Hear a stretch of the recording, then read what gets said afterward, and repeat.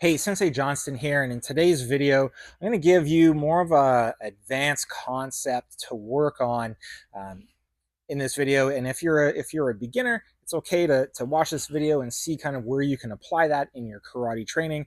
In the martial arts, there's so many different kind of concepts and things to develop over time.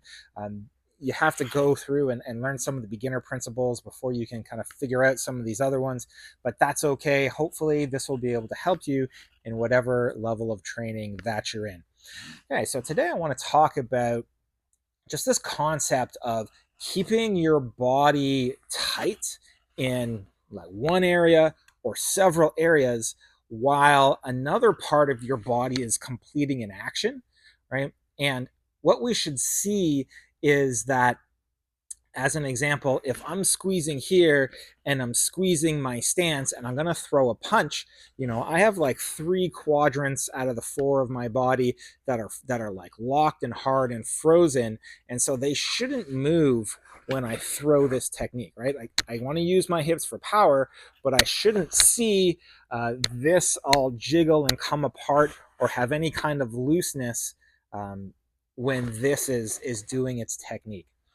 So let's today talk about Sansaru Kata in particular, because we do see this concept in Shisoshin when we start here, we're doing the same kinds of things, but we see it a lot in Sansaru Kata, which means this is something that we need to, if it's something that happens a lot, that means we have to pay attention to it and start to develop that new skill that you might not necessarily see or understand from the beginning. Okay, so right from the beginning of the kata, right, set yourself up, lower your center of gravity, enter, right, already, so that there's no bounce.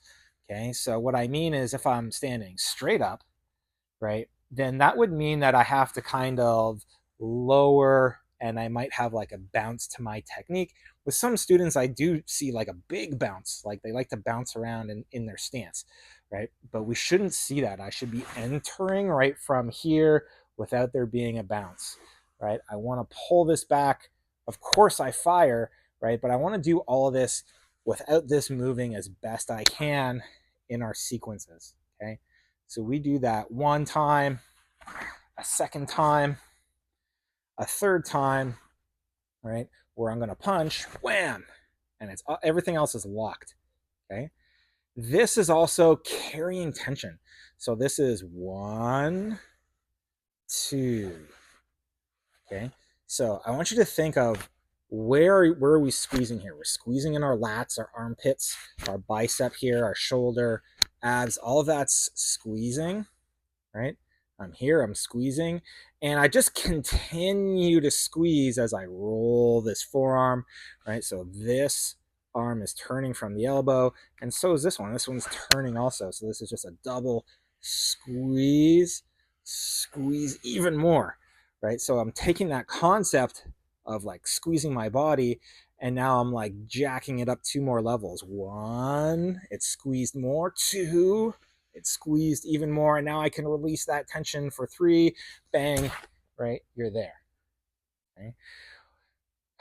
You're coming through. That's a nice kind of like a normal pace move, or different areas of our body are moving. That's fine. We have our kick, right? Step down. Now, for these sequences, now that I have both feet on the floor, I want to generate as much power as I can for each move, which means I'm going to have to like really root, right? And then separate. Boom, right? I'm here. And from here, I'm using my hips, but this is still going to stay isolated, right? Because you got to imagine like you're holding somebody, you're there with a bad guy, whether this is against them or whether you're holding them.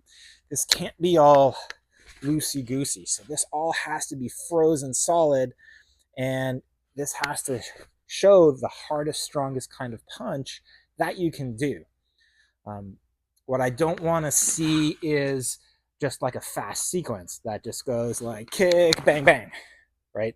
Because that didn't show me any of those principles at all. If I'm just going fast, kick, elbow, punch, it didn't show me it, right? I need to do my kick, and I need to see the hardest elbow, hardest punch I can do, right? And then that upper body is now locked. Okay, now my upper body's locked. I'm pulling this up with control, right?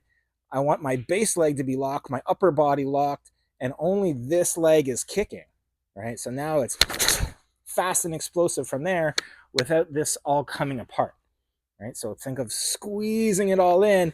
Only one quadrant is moving. Step, turn, and squeeze, right? Take your time in this kata.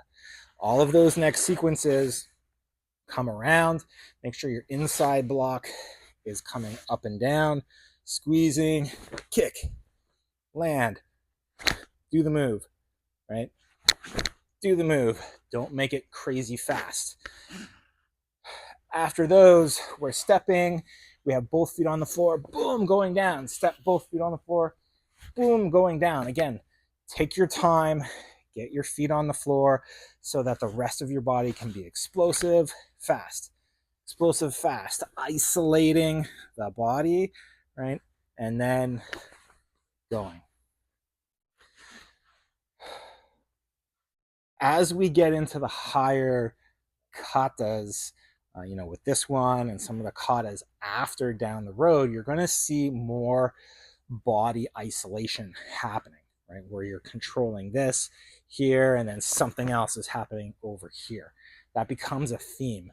And so we start to introduce it a little bit with Shisoshin. When you're here, you have that concept, and now we have to expand on it more in this kata. So don't let the kata get away from you.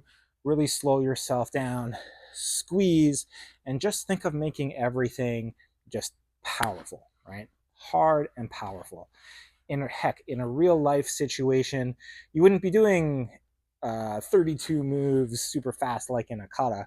In a real life situation, it would probably be kind of the same thing. It would be like grab someone, kick them, punch them as hard as you can, and hopefully that would be it.